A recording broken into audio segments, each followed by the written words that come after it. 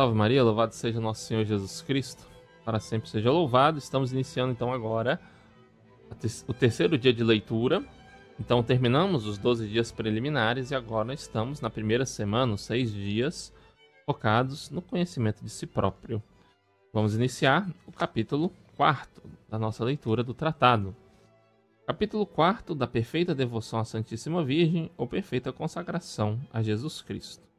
A mais perfeita devoção é aquela que nos conformamos,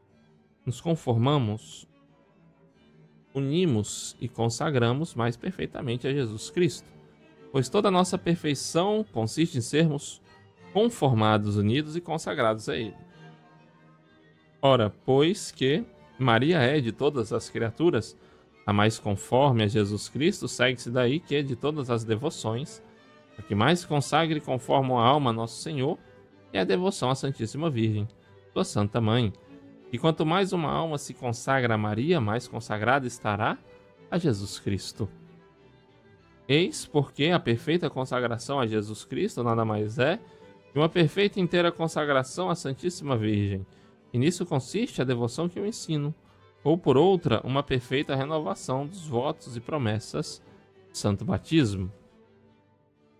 Artigo 1º. Uma perfeita e inteira consagração de si mesmo à Santíssima Virgem. Então essa devoção consiste, portanto, em entregar-se inteiramente à Santíssima Virgem, a fim de que, por ela pertencer inteiramente a Jesus Cristo, é preciso dar-lhe primeiro nosso corpo, com todos os seus membros e sentidos, segundo nossa alma, com todas as suas potências, terceiro nossos bens exteriores, que chamamos de fortuna, presentes e futuros, nossos bens interiores e espirituais, que são nossos méritos, nossas virtudes e nossas boas obras passadas, presentes e futuras. Uma palavra, tudo o que temos na ordem da natureza e na ordem da graça, e tudo que no porvir poderemos ter na ordem da natureza, da graça e da glória. E isto sem nenhuma reserva, sem a reserva sequer de R$1, de um cabelo, da menor boa ação, para toda a eternidade, sem pretender nem esperar a mínima recompensa de sua oferenda e de seu serviço, a não ser a honra de pertencer a Jesus Cristo por ela e nela, mesmo que esta amável senhora não fosse, como é sempre, a mais liberal e reconhecida das criaturas. Importa notar aqui duas coisas que há nas boas obras que fazemos, a saber, a satisfação e o mérito. Em toda obra que nós realizamos, nós temos o valor satisfatório ou impetratório e o valor meritório desta obra. O valor satisfatório ou impetratório de uma boa obra é uma boa ação na medida em que satisfaz a pena devida pelo pecado, ou em que obtém alguma nova graça. O valor meritório ou o mérito é uma boa ação, enquanto merece a graça e a glória eterna. Ora, nesta consagração de nós mesmos à Santíssima Virgem, nós lhe damos todo o valor satisfatório, impetratório e meritório, ou por outra, as satisfações e os méritos de todas as nossas boas obras. Damo-lhes nossos méritos, nossas graças e nossas virtudes. Não para comunicá-los a outrem, porque nossos méritos, graças e virtudes, propriamente falando, são incomunicáveis. Só Jesus Cristo, fazendo-se nosso penhor diante de seu Pai, pode comunicar-nos seus méritos, mas para nos conservar, aumentar e encarecer, como diremos ainda, damo-lhes nossas satisfações para que ela comunique a quem bem lhe pareça e para a maior glória de Deus. Daí segue, primeiro, que por esta devoção damos a Jesus Cristo do modo mais perfeito, pois que o fazemos pelas mãos de Maria. Tudo lhe podemos dar, e muito mais que por outras devoções, pelas quais lhe damos uma parte de nosso tempo ou de nossas boas obras, ou uma parte de nossas satisfações e mortificações. Aqui damos e consagramos tudo, até o direito de dispor dos bens interiores e as satisfações que ganhamos por nossas boas obras, dia a dia. E isto não se faz nem mesmo numa ordem religiosa. Nestas consagram-se a Deus os bens de fortuna pelo voto de pobreza, os bens do corpo pelo voto de castidade, a vontade própria pelo voto de obediência e às vezes a liberdade do corpo pelo voto de clausura. Não se lhe dá, porém, a liberdade ou o direito que temos de dispor de nossas boas obras, nem se renuncia tanto como se pode ao que o cristão tem de mais precioso e caro, seus méritos e satisfações. Segundo, uma pessoa que assim voluntariamente se consagrou e sacrificou a Jesus Cristo por Maria já não pode dispor do valor de nenhuma de suas boas ações. Tudo que sofre, tudo que pensa, diz e faz, de bem pertence a Maria.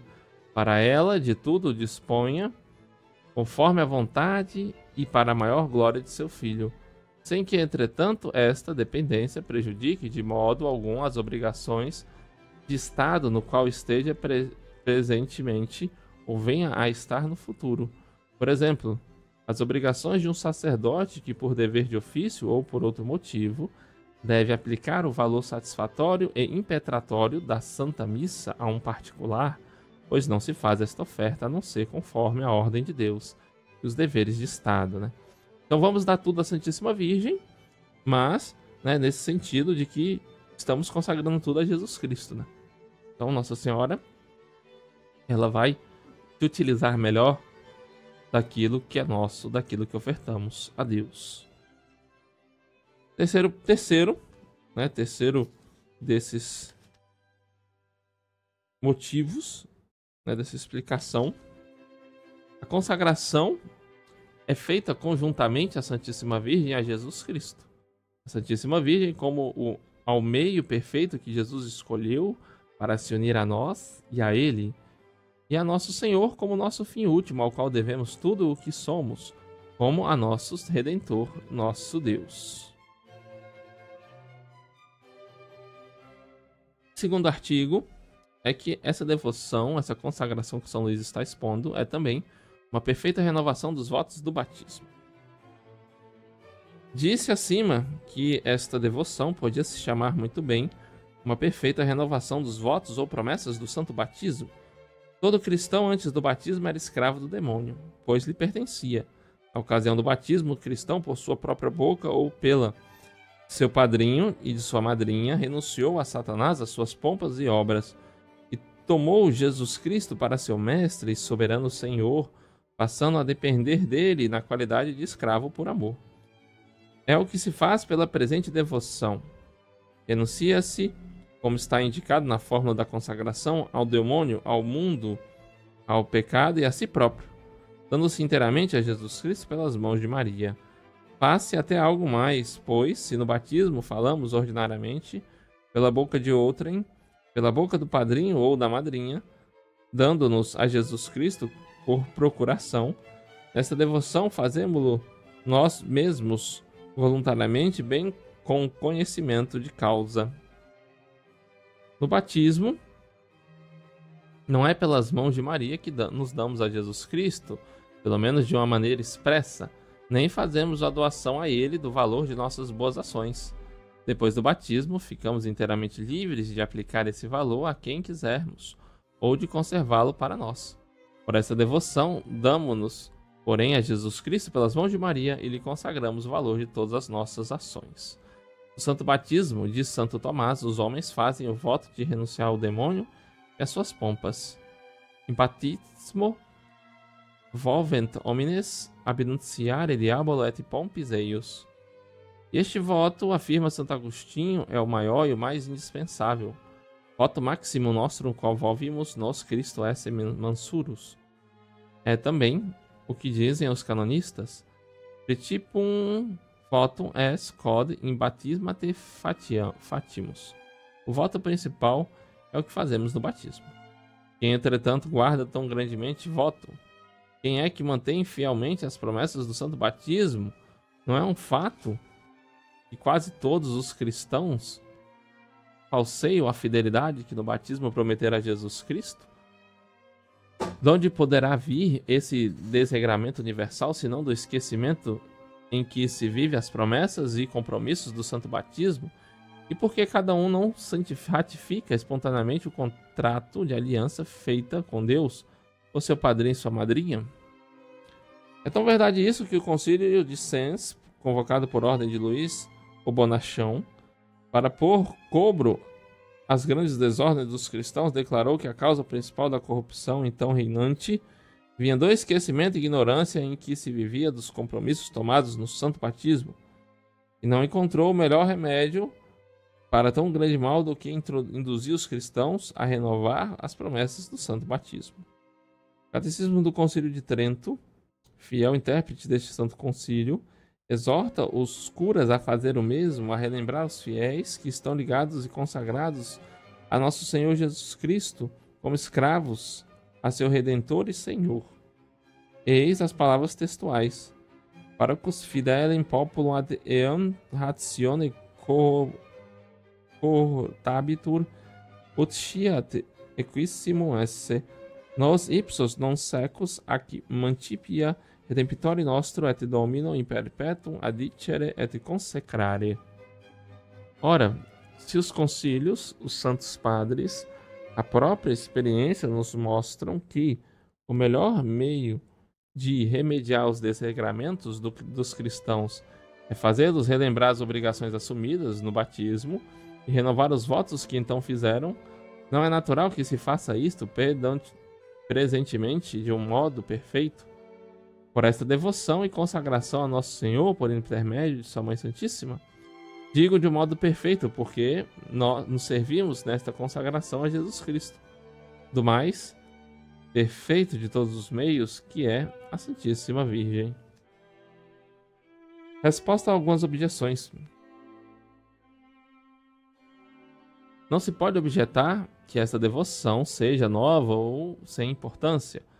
Não é nova, porque os concílios dos padres e muitos autores antigos e modernos falam dessa consagração a Nosso Senhor ou renovação das promessas do batismo como de uma prática antiga, aconselhando a todos os cristãos esta prática. Também não é sem importância, pois a principal fonte de todas as desordens e consequente condenação dos cristãos está no esquecimento e indiferença por esta renovação. Alguns podem alegar que esta devoção, levando-nos a dar a Nosso Senhor, pelas mãos de Maria Santíssima, o valor de todas as nossas boas obras, orações, mortificações e esmolas, torna-nos impotentes para socorrer as almas de nossos parentes, amigos e benfeitores. A esses respondo primeiro que não é crível que nossos amigos, parentes ou benfeitores sofram prejuízo por nos termos devotado e consagrado sem reservas ao serviço de Nosso Senhor e de Sua Mãe Santíssima. Seria fazer uma injúria ao poder e bondade de Jesus e Maria, que saberão muito bem valer os nossos parentes, amigos e benfeitores, aproveitando o nosso crédito espiritual ou por outro meio qualquer. Segundo, esta prática não impede que rezemos um pelos outros, vivos ou mortos, se bem que a aplicação de nossas boas obras dependa da vontade da Santíssima Virgem. E, bem ao contrário, essa circunstância nos leva a rezar com muito mais confiança.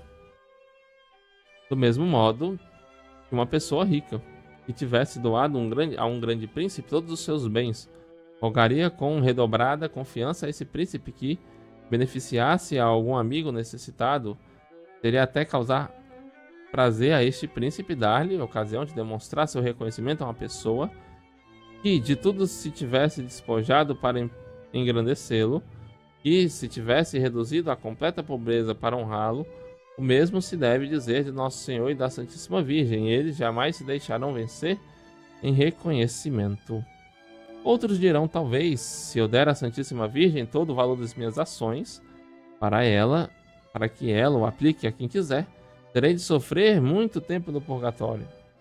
Esta objeção, produto do amor próprio e da ignorância, da liberalidade de Deus e de Sua Mãe Santíssima, destrói-se por si mesmo. Uma alma cheia de fervor e generosa, que se antepõe aos interesses de Deus, aos próprios, que tudo que tem, dá a Deus inteiramente, sem reservas, e só aspira à glória de Deus e o reino de Jesus Cristo por intermédio Sua Mãe Santíssima, e que se sacrifica completamente para obtê-lo, esta alma generosa, repito, e liberal será castigada no outro mundo por ter sido mais liberal e desinteressada que as outras? Muito ao contrário, é a esta alma, como veremos a seguir, que Nosso Senhor e Sua Mãe Santíssima se mostram mais generosos neste mundo e no outro, na ordem da natureza, da graça e da glória. Vejamos agora, o mais brevemente que pudermos, motivos que nos recomendaram esta devoção, os maravilhosos efeitos que ela produz nas almas fiéis e as práticas desta devoção.